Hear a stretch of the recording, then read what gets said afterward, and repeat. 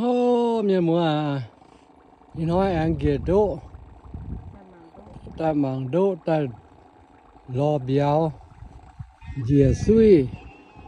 giang chun na, chiếu nhiều lô miền mùa, chiêm nhiên ở mà hên à dẻ suy nhà. Mình ơi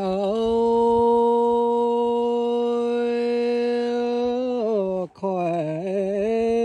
chân tuần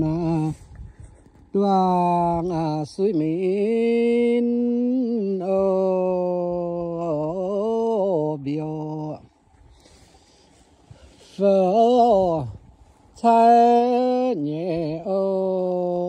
nhà na tai bán nhà béo lâu ta tha con tha na ya máu nhau tu kinh về lệ nhau na tôi suy nhà đi ở lâu bèo tiêu diệt họ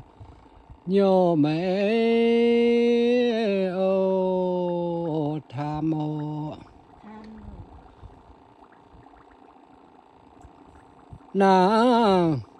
dùng về khoáng kiến yêu cho nhà liều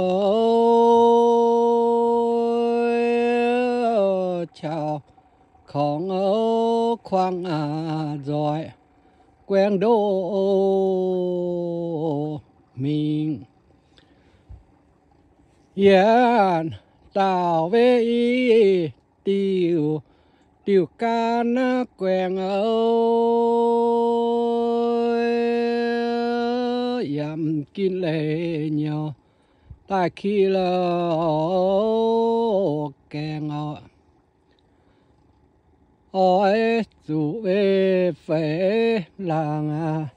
phải màn siêu lâu yam hiu lan dê nhiều trắng lo than